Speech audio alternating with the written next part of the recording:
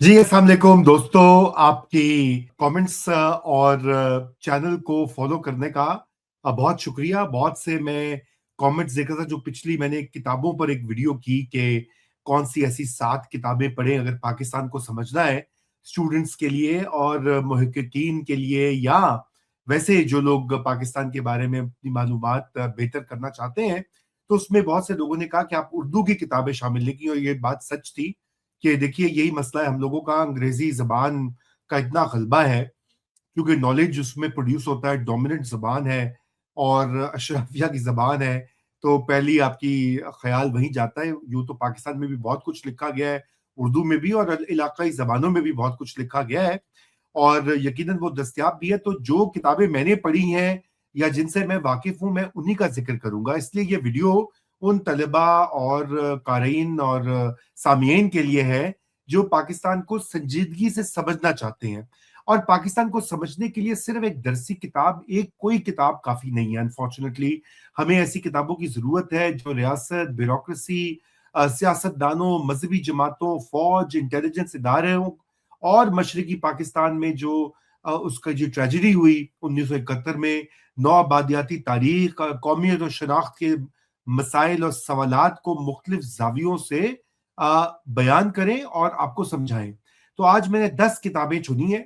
ये सब किताबें एक जैसी नहीं हैं, कुछ बाकायदा तवारीख़ आप उनको गर्दान सकते हैं, कुछ खुद नविश्तें हैं, यानी ऑटोबायोग्राफ़ीज़ जैसे कहते हैं, या याददाश्तें जिन्हें कहा जाता है, कुछ हवाला जाती काम है, रेफ़रेंस का काम है, कुछ फ़िक्री अ, आर्ग्यूमेंट्स या बहसें हैं, और इनमें कुछ कमज़ोरियाँ भी हैं, और इनकी अहमियत ही ये है कि ये किताबें सिर्फ़ वाक़यात नहीं हमें बताती, बल्कि हमें ये दिखाती हैं कि पाकिस्तान के ताकतवर तबके, दानिश्वर, ब्यूरोक्रेट्स, सियासतदान और रियासती अहलकार अपने ज़माने को कैसे देखते रहे हैं। तो सबसे पहली किताब जो जिसका मैं ज़िक्र करना चाहूँगा, वो है पाकिस्तान की सियासी तारीख़, ज़ाहिद चौधरी की। ये कई जिल्दों पर मुश्तमिल ये किताब है, और ये उर्दू ज़ुबान में पाकिस्तान की मेरे ख़्याल से सबसे वसी जिसे एक पेशकश है।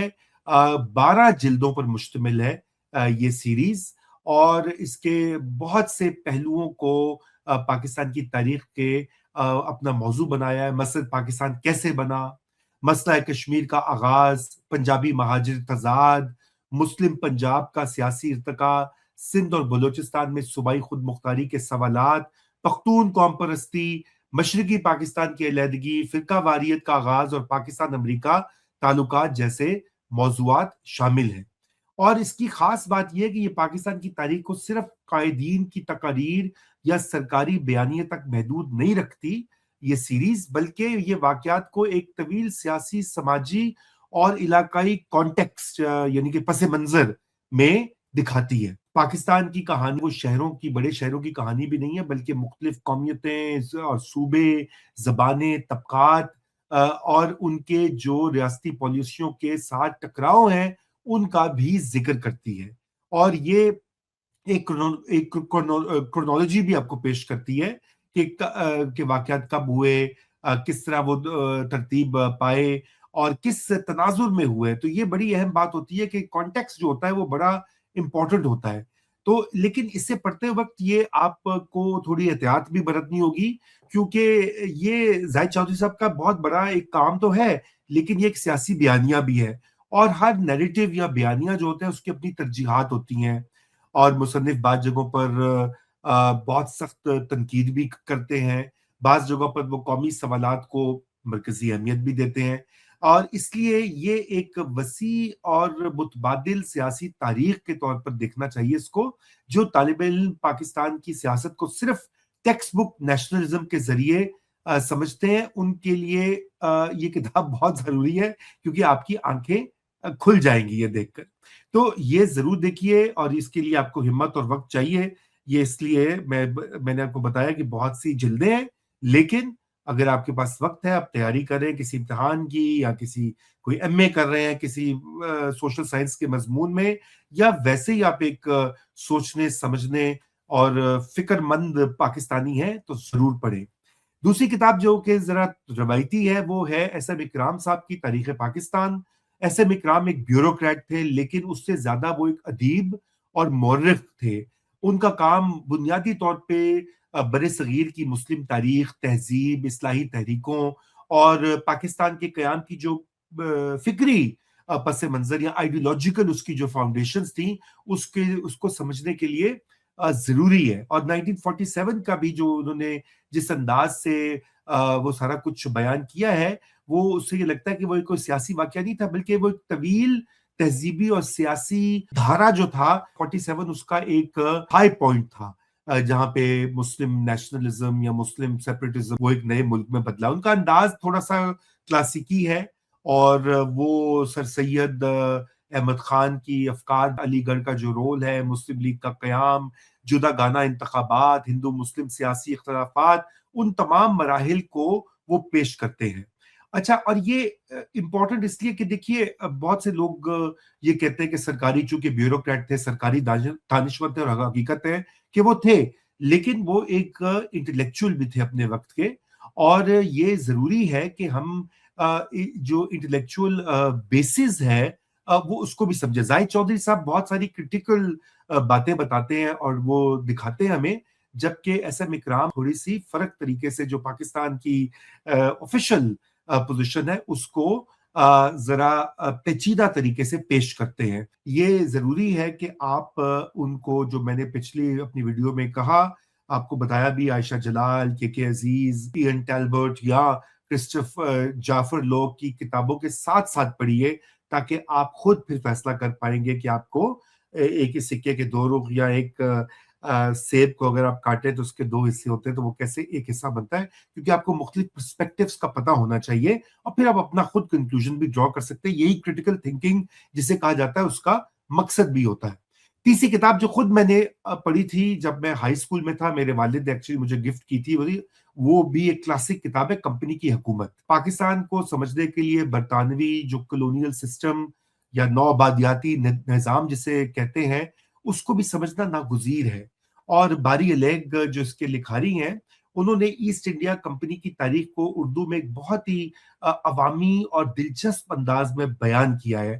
اور یہ کتاب ہمیں بتاتی ہے کس طرح ایک تجارتی کمپنی آہستہ آہستہ سیاسی طاقت میں بدلی، اور کیسے مغلیہ سلطنت کے زوال، مقامی حکمرانوں کی کمزوریاں، اور تجارتی مفادات اور فوجی طاقت، ان سب نے مل کر بر صغیر میں برٹش کلونیلزم کی بنیاد رکھی. باری الیگ کا انداز اکیڈیمک اور خشک نہیں ہے، بلکہ ایک طرح سے تاریخی شعور پیدا کرنے والا ہے. وہ کمپنی کی حکومت کو ایک انتظامی تبدیلی نہیں سمجھتے، جیسے اکثر ٹیکسٹ بک میں ہوتا ہے کہ جی 1700 میں یہ ہو گیا، 1600 میں یہ ہو گیا، بلکہ وہ معاشی لوٹ، سیاسی غلامی، مقامی اشرافیہ کی ملی بھگت کی کہانی بڑے ہی دلچسپ پیرائے میں بیان کرتے ہیں. حیدر علی، ٹیپو سلطان، میر قاسم، پلاسی کی جنگ، بکسر کی جنگ، مغل دربار کی کمزوریاں، جاگیرداروں کی بدلتی وفاداریاں، وہ تمام یہ دکھاتے ہیں. اور آپ کو اس سے یہ بھی پتہ لگتا ہے کہ آج جو پاکستان کی ایلیٹس ہیں، جو اشرافیہ ہیں، جو ادھر ادھر بدلتے ہیں، کبھی اپنا پارٹیاں بدلتے ہیں، کبھی امریکہ کے ساتھ ہوتے ہیں، کبھی چین کا دم بھرتے ہیں، کبھی کہاں دیکھتے ہیں، کبھی کہاں دیکھتے ہیں. آپ کو اس سے بھی اندازہ ہو جاتا ہے کہ یہ جو ہماری آج کی جو رولنگ کلاس ہے، یہ اسی کلاس کی پوتے پڑ پوتے وہ ہیں. اور وہ ایک طرح سے تسلسل ہے، یہ کلونیل جو سٹرکچرز تھے اور پاور سٹرکچرز، ان کا تسلسل ہے. تو میرے خیال سے دوسری جو اہم چیز ہے پڑھنے، یہ سمجھنے کے لیے پاکستان کی اور اس خطے کی تاریخ کا، کہ یہ بیوروکریسی جو ہے ساؤتھ ایشیا میں، پولیس، زمین کا نظام، فوجی انتظام سب سے اہم، ریونیو ایکسٹریکشن، قانون کی زبان انگریزی ہے، یہ جو ساری عدالتیں، کوڈز جو بنے ہوئے سب برٹش نے بنائے ہیں. اور یہ کسی نہ کسی طریقے سے کلونیل سٹیٹ جو تھی اس سے جڑے ہوئے ہیں. تو آج پاکستان میں ریاست شہریوں سے جو دور کیوں ہے، اور بیوروکریسی اتنی طاقتور کیوں ہے، اور قانون اکثر عوام کے بجائے طاقتور کے حق میں کیوں استعمال ہوتا ہے، یہ آپ کو اس کتاب سے بہت بہتر سمجھ آئے گا. بلکہ ہندوستان اور بنگلہ دیش میں بھی یہی عوامل اس وقت کار فرما ہے. اور تاریخ جو ہے وہ صرف بادشاہوں اور جنگوں کی فہرست نہیں، بلکہ یہ کتاب ہمیں ایک طرح سے بتاتی ہے کہ تاریخ جو ہوتی ہے وہ اس میں جو طاقت یا پاور سٹرگلز جو ہوتی ہیں، وہ معیشت، مزاحمت اور اداروں کی ساخت اور ان کی ارتقاء سے منسلک ہے. تو یہ تھی تیسری کتاب. چوتھی کتاب جو کہ آئی ایم شیور آپ سب واقف ہوں گے, بہت ایک بیسٹ سیلر رہی ہے میرے خیال سے پچھلے 40 سالوں میں, اس سے زیادہ پاپولر کتاب نہیں رہی, وہ ہے شہاب نامہ, جو کہ سابق بیوروکریٹ قدرت اللہ شہاب ان کی روداد ہے, ان کی ایک خود نوشت ہے. اگر پاکستان کی بیوروکریسی, ریاستی کلچر اور اقتدار کے اندرونی ماحول کو سمجھنا ہو تو شہاب نامہ ایک اہم کتاب ہے. اگرچہ کہ وہ مجھے اس کتاب سے بہت سارے مسائل رہے ہیں اور ابھی بھی ہیں, وہ میں کبھی پھر آپ سے ذکر کروں گا, لیکن قدرت اللہ شہاب برطانوی دور میں سول سروس میں بھرتی ہوئے, امتحان دیا انہوں نے, پھر پاکستان بننے کے بعد اعلیٰ ترین انتظامی عہدوں پہ فائز رہے. انہوں نے غلام محمد, سکندر مرزا, ایوب خان اور ابتدائی پاکستانی ریاست کو کی تشکیل, اسٹیٹ فارمیشن کو بڑے قریب سے دیکھا, بلکہ اس کے آرکیٹیکٹ بھی تھے. تو اس لحاظ سے یہ ایک ہسٹری بھی آپ کو بتاتی ہے کہ یہ جو پہلے پاکستان کی 3-4 دہائیاں ہیں, 3 دہائیاں اسپیشلی, یہ کتاب اس کی بڑی واضح طور کے اوپر آپ کو اس وقت کی کہانیاں بتاتی ہے. اس کی مقبولیت کی خیر وجوہات بہت ہیں, کیونکہ اس میں قدرت اللہ شہاب نے اپنے آپ کو ہیومنائز بھی کیا ہے, تقسیم کا تجربہ ہے, پارٹیشن جو ہوئی 1947 میں, پھر بیوروکریسی کی کہانیاں, آپ کو پتہ ہے لوگوں کو شوق بہت ہوتا ہے پاکستان میں اس طرح کی کہانیاں, میموارز پڑھنے کا. یہ افسر تھے تو ڈپٹی کمشنر تھے, اور یہ تھا وہ تھا, تو اس لیے وہ آج بھی مقبول ہے. لیکن ان کا انداز بیان, کیونکہ قدرت اللہ شہاب ایک ادیب بھی تھے, تو ان کی جو بہت ادبی سٹائل بھی ہے, بہت ایک سادہ اور دلکش انداز میں لکھی ہوئی ہے.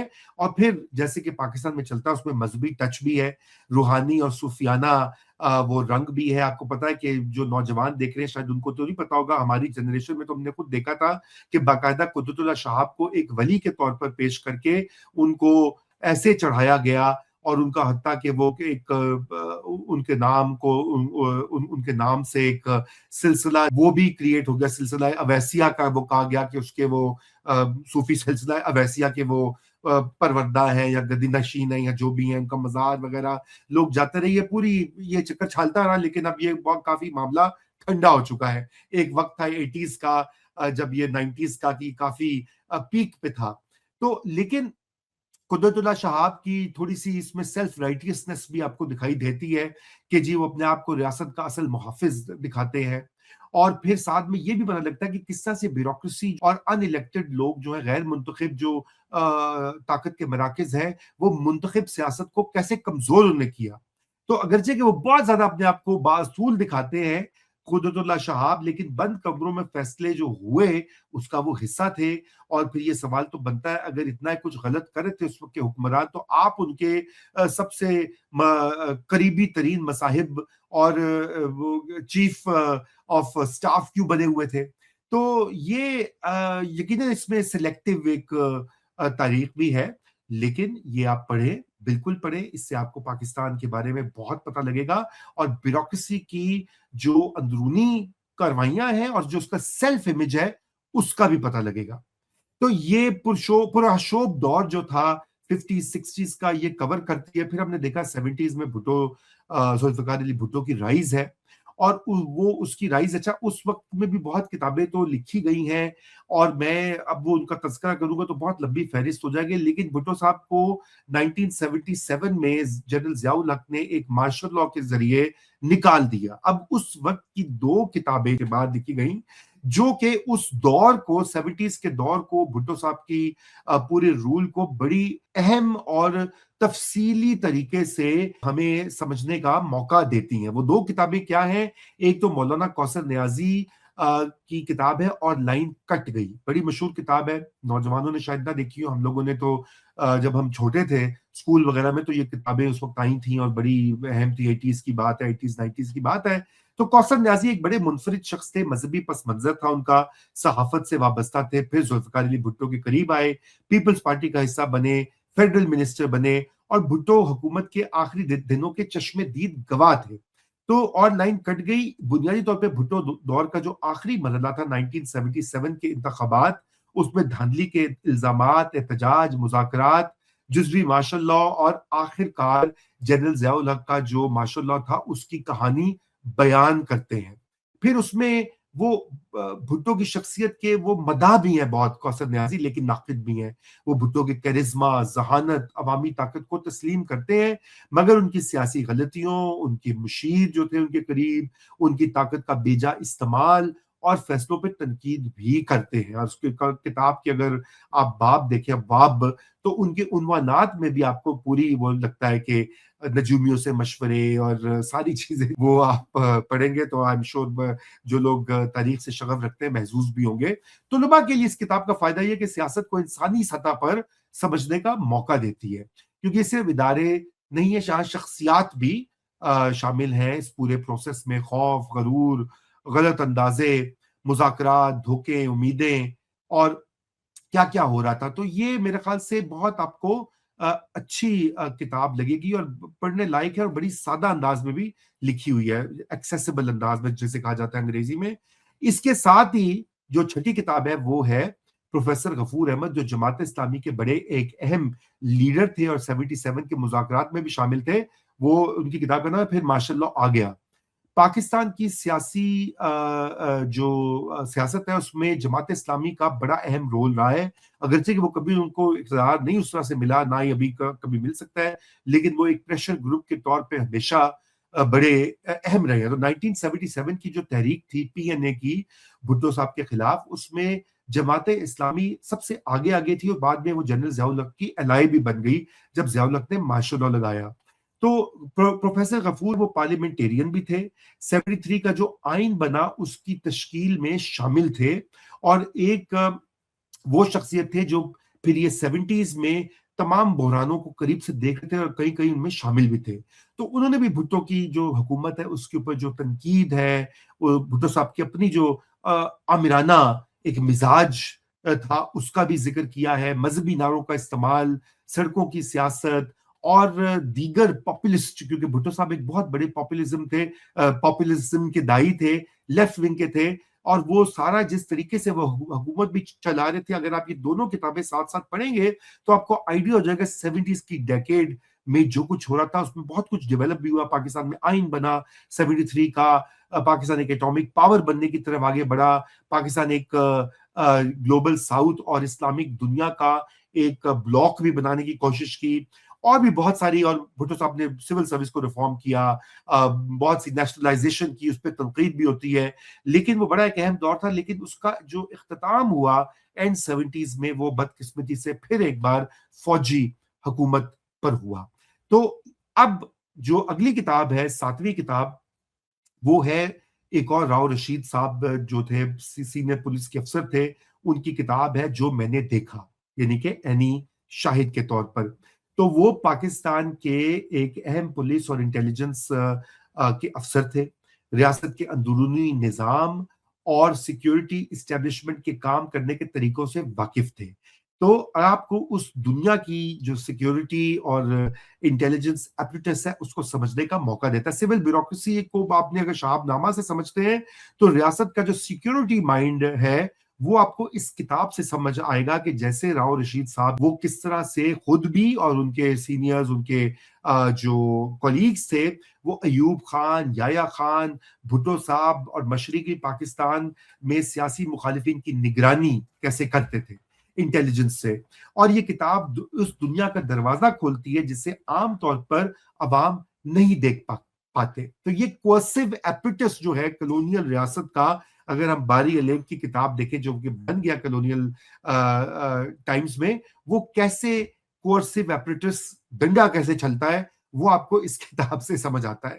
اور پھر یہ ایک اور اس میں اہم چیز یہ ہے کہ آپ کو اس میں ایسے انیکڈوٹس ہیں جو بہت دلچسپ ہیں، اور آپ حیران ہوتے ہیں کہ آج جب لوگ کہتے ہیں نا کہ یہ پہلے کبھی ایسے نہیں ہوا، پولیس نے ایسے نہیں کیا، ریاست نے ایسے نہیں کیا، تو آپ پڑھیں گے تو آپ خود بھی حیران ہوں گے کہ جناب یہ پاکستان میں ایسے ہی ہوتا رہا ہے انفارچونیٹلی. 8ویں کتاب جو میں آپ کو اس کا حوالہ دوں گا وہ عقیل عباس جعفری کی ایک حوالہ جاتی کام ہے، پاکستان کے سیاسی وڈیرے. عقیل بھائی نے، میں ان کو ذاتی طور پہ جانتا بھی ہوں اور بہت ہی عمدہ شخص ہیں، انہوں نے پاکستان کی سیاسی اشرافیہ، جاگیرداروں، سرداروں اور وزرائے اعظم، وزرائے اعلیٰ، گورنروں، فوجی حکمرانوں کے طاقتور خاندان، ان کے سیاسی سفر کو ایک جگہ جمع کیا ہے اور ان کو یہ ہمیں سمجھنے کا ایک موقع دیا ہے کہ پاکستان کی سیاست میں نظریے یا آئیڈیالوجی سے زیادہ پیٹرنیج، یعنی کہ سرپرستی، خاندان، زمین، برادری، تعلقات اور طاقت کے نیٹ ورک کیسے کام کرتے ہیں۔ اس لیے یہی آپ نے دیکھا نا کہ ایک بھائی جو ہے وہ سول سرونٹ ہوتا ہے، ایک بھائی فوج میں ہوتا ہے، ایک بھائی سیاست میں آتا ہے، ایک بزنس کرتا ہے۔ تو پاکستان کی اگر آپ اشرافیہ یا ایلیٹس کو سمجھیں تو یہ بھی ایسے کوئی 7-8 بھائی ہیں، ہر جگہ یہ اپنا اپنا انہوں نے وہ کام چلایا ہوا ہے۔ تو لیکن یہ آپ پڑھیں گے تو آپ کو کافی پولیٹیکل کلاس کو بھی سمجھنے کا موقع ملے گا کہ پاکستان کی پولیٹیکل کلاس کو صرف آپ انتخابی سیاست سے نہیں سمجھ سکتے، بلکہ امیدوار کا بیک گراؤنڈ، اس کا خاندان، اس کی زمین یا اس کے پاس کتنی دولت ہے، اس کا ریاست سے کیا تعلق ہے، اس کی مذہبی یا برادری کتنی پاورفل ہے، اور وہ کب کب طاقت کے ساتھ کھڑا رہا یا نہیں کھڑا رہا، وہ سب میٹر کرتا ہے۔ اور یہ سیاسی جینیالوجی جسے کہا جاتا ہے انگریزی میں، یہ اس کو سمجھنے میں موقع دیتی ہے۔ یہ کتاب کوئی بہت ہی وہ ڈیپ اسٹرکچر انالیسز نہیں ہے، لیکن اس کی جو اس کے اندر ڈیٹا یا اس کے اندر جو کچھ جس طریقے سے بیان کیا اس سے آپ بہت سارے کنکلوژنز ڈرا کر سکتے ہیں، اور اس لیے یہ کتاب بہت اہم ہے۔ نویں کتاب جو ہے وہ چونکہ ہم نے قیام پاکستان کا بھی ذکر کیا، یہ در حقیقت تو انگریزی کی کتاب ہے، انڈس ساگا۔ اعتزاز احسن بہت ہمارے ملک کے دانشور اور وکیل اور سیاستدان ہیں، یہ ان کی کتاب کا ترجمہ ہے سندھ ساگر کے نام سے۔ یہ کتاب باقی تمام جو بھی کہ میں نے کتابیں بتائی ہیں ان سے مختلف ہے، کیونکہ یہ ایک روزمرہ سیاسی تاریخ نہیں بلکہ تہذیب، جغرافیہ اور قومی شناخت پر ایک فکری بحث ہے۔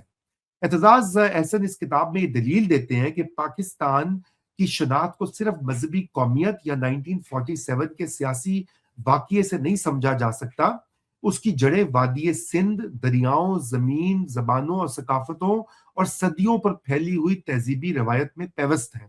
اور یہ کتاب ہمیں سوچنے پہ مجبور کرتی ہے کہ پاکستان کیا صرف ایک نظریاتی ریاست ہے، یا کیا یہ صرف مسلمانوں کے لیے بننے والی ریاست ہے، یا ایک خطے کا تسلسل بھی ہے جس کی اپنی تہذیبی میموری ہے، جو ہڑپا، موہنجودارو، تکشلا، پنجاب، سندھ، دریا، صوفی روایتوں، زبانوں اور مقامی ثقافتوں سے مل جل کر بنتی ہے۔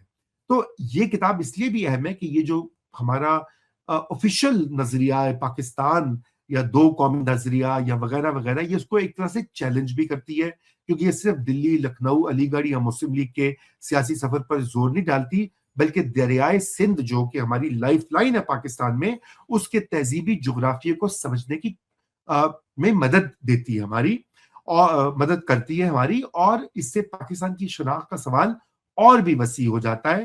تو آپ اس تھیسس سے متفق ہوں یا نہ ہوں، یہ کتاب سوچنے پہ مجبور کرتی ہے، اور یہی اس کی اصل طاقت ہے کہ ہمیں اگر پاکستان کی آئیڈینٹی کو سمجھنا ہے تو پھر یہ کتاب پڑھنی لازم ہے۔ اور آخری کتاب، 10ویں کتاب، وہ ایک فوجی افسر تھے صدیق سالک صاحب، ISPR اس وقت کا جو تھا اس کے وہ تھے، اس میں وہ کام کرتے تھے، اور ان کی کتاب ہے میں نے ڈھاکہ ڈوبتے دیکھا۔ 1971 کو آج کے پاکستان کو سمجھنے کے لیے 1971-70 میں جو کچھ ہوا وہ سمجھنا ضروری ہے۔ یہ ایک اہم نیریٹو ہے یہ کتاب، کیونکہ صدیق سالک اس وقت مشرقی پاکستان میں فوج کے پبلک ریلیشنز سے وابستہ تھے اور چشم دید گواہ تھے۔ ان کی یہ انگریزی میں بھی یہ کتاب ہے، وٹنس ٹو سرنڈر، یہ اسی کا اردو ترجمہ ہے، اور یہ بڑی معروف ہوئی کہ یہ کتاب، اور میں نے اس لیے یہ اس کو یہاں پہ شامل کی کہ اس کی اردو میں اچھا یہ ترجمہ ہے اور بہت اچھا ٹیکسٹ بھی ہے۔ یہ کتاب ہمیں مشرقی پاکستان کے آخری دنوں کی اندرونی فضا دکھاتی ہے، فوجی قیادت کی سوچ، سیاسی غلط اندازے، عوامی غصہ، بنگال میں، مشرقی بنگال میں قوم پرستی، بھارتی مداخلت، مکتی باہنی اور مغربی پاکستان کی لا علمی، جو انفارمیشن بلیک آؤٹ یا جو عام پاکستانی ویسٹ پاکستان میں تھے جو آج کا پاکستان ہے، اس کا بھی وہ تذکرہ کرتی ہے، اور اس سے شائع نہیں ہوتی باتوں کو بے لاگ بتانے میں۔ تو ایسی کتابیں بڑی ضروری ہوتی ہیں کہ ہم ان کو پڑھیں اور ان سے کچھ سیکھیں، کیونکہ تاریخ سے سبق سیکھنا لازم ہوتا ہے، تاریخ پڑھی اسی لیے جاتی ہے، تاریخ کو ٹویسٹ کرنا آسان ہوتا ہے۔ اگر آپ اس کو کتاب کے ساتھ ساتھ حمود الرحمان کمیشن کی رپورٹ، جو کہ بڑے سالوں کے بعد حمود الرحمان کمیشن ذوالفقار علی بھٹو نے قائم کیا تھا جب انہوں نے اقتدار سنبھالا बड़े साल उसके ऊपर जो है इंटरव्यूज हुए, वो रिपोर्ट बनी, लेकिन उसको बंद रखा गया, पब्लिक नहीं किया गया। फिर जनरल मुशर्रफ के ज़माने में इंडिया में उसके कुछ मुदर्जात लीक हुए, फिर जनरल मुशर्रफ ने उसको ओपन कर दिया, मतलब बिल्कुल ऑफिशियल तो नहीं किया, लेकिन अब वो दस्तयाब है। वैनगार्ड बुक्स ने उसको पूरा अंग्रेजी में भी छापा है, उसको उर्दू में भी तर्जुमा है और ऑनलाइन दस्तयाब है। वो उसके साथ-साथ आप पढ़ें। तो ये 1971 कोई एब्स्ट्रैक्ट नेशनल ट्रेजेडी नहीं, जैसे अभी कहा जाता है जी सकूते ढाका और वो हमसफर था, या खून के धब्बे धुलेंगे कितनी मुलाकातों के बाद, मदारातों के बाद, फैज साहब की मशहूर गजल जो है, बल्कि ये एक लिव्ड एक्सपीरियंस के तौर पे ये किताब आपको एक असल में जो लोगों पे गुजर रही थी और जिस तरह से देखा जा रहा था, वो समझने का मौका फराहम करती है। तो जब फौजी हल को सियासी मसले का जवाब समझ लिया जाए, तो और अक्सरती मैंडेट जो मुजीबुर रहमान को मिला था 1970 में, उसको तस्लीम न किया जाए, तो फिर रियासत उसको नुकसान पहुंचता है, मुल्क टूट भी सकते हैं। इसका सबसे बड़ा लेसन ये है, और ये मेरे ख्याल से जरूरी कह सकते हैं। लेकिन इस किताब की जो प्रॉब्लम है थोड़ी सी, वो ये कि ये बंगाली जो मुतासरीन थी, उनकी मुकम्मल कहानी नहीं बताती हमें। ये फौजी और मगरबी पाकिस्तान के नुक्ताए निगाह से लिखी गई है, और इसलिए बांग्लादेश के जो बहुत से तारीखदान हैं और वो इसको नहीं अच्छा समझते। वो कहते हैं कि ये इनकम्प्लीट है किताब। तो ठीक है, एक फौजी लिख रहा है तो उसके अपने नुक्ता निगाह से लिखेगा, लेकिन आपके लिए ये पढ़नी जरूरी है। और साथ में मैंने अर्ज किया, आप महमूद रहमान कमीशन रिपोर्ट पढ़ें, जो कि ऑफिशियल मुस्तनद दस्तावेज है, और बाकी चीजों को आप भूल जाइए। अब सवाल ये पैदा होता है कि आप इन सारी किताबों को कैसे इकट्ठे, आप इसको वन बाय वन पढ़ें। देखिए, किताबें और भी बहुत सारी हैं जिनमें बेशुमार आपको मिलेंगी, और वो यकीनन कुछ मैं मिस भी कर रहा हूँ, शायद अगली किसी वीडियो में उनका जिक्र कर दूंगा। बस आप ये याद रखें कि ये तमाम किताबें एक मुकम्मल तौर पर गैर जानिबदार तारीख नहीं पेश करती। कोई किताब मुकम्मल गैर जानिबदार नहीं होती, मगर ये सब पाकिस्तान को समझने के लिए मुख्तलिफ जाविये या खिड़कियां खोल देती हैं। और कोई भी रियासत के कोई किताब हमें सियासतदानों की पॉलिटिकल क्लास के बारे में बताती है, कोई सिक्योरिटी स्टेट के बारे में बताती है, कोई पाकिस्तान की तारीख या नजरियाती असास के बारे में बताती है। तो ये मुख्तलिफ आप इनको साथ साथ पढ़ेंगे तो आपको एक होलिस्टिक या एक जामे अंडरस्टैंडिंग होगी। तो पाकिस्तान को समझने के लिए हमें एक पर्सपेक्टिव नहीं, कई पर्सपेक्टिव्स को समझना होगा। कई लोगों को उनके जो चश्मे-दीद गवाह हैं उस तारीख के, उनको उनकी किताबों को, उनके नैरेटिव्स को पढ़ना होगा, समझना होगा, और फिर खुद गौर करना होगा। देखिए, बहुत से सवालात ऐसे होते हैं कि जो आप खुद आंसर कर सकते हैं। हर कोई जरूरी नहीं कि एक ऑथर ही आपको पेश करे। तो इसलिए आप ये पढ़िए। असल चीज है कि पढ़िए। खुदारा आज के जमाने में मुझे पता है आर्टिफिशियल इंटेलिजेंस है, चैट जीपीटी है, क्या कुछ नहीं है, लेकिन पढ़ने का कोई नेमुल बदल नहीं है, ये यकीन जानिए। ये आप को, और मेरे ख्याल से जो लोग भी बड़ी हाइप क्रिएट कर रहे हैं, अभी आने वाले सालों में आर्टिफिशियल इंटेलिजेंस के भी लिमिट्स वाजे हो जाएंगी। इसलिए बेहतर ये है कि आप अपनी रीडिंग को जिला बख्शिए, उसको बेहतर कीजिए, अपनी क्रिटिकल थिंकिंग को बेहतर कीजिए, क्योंकि आप पढ़ेंगे तो आप में शऊर और समझने की, सवाल करने की सलाहियत बढ़ेगी, और फिर लिखने की सलाहियत बेहतर होगी, क्योंकि जो लिखा होगा नैरेटिव उसी तरीके से आपने लिखना होगा। इम्तिहानों में तो अभी भी आपको हाथ से लिखना है, वहां पे तो कोई कंप्यूटर या फोन दस्तियाब नहीं है।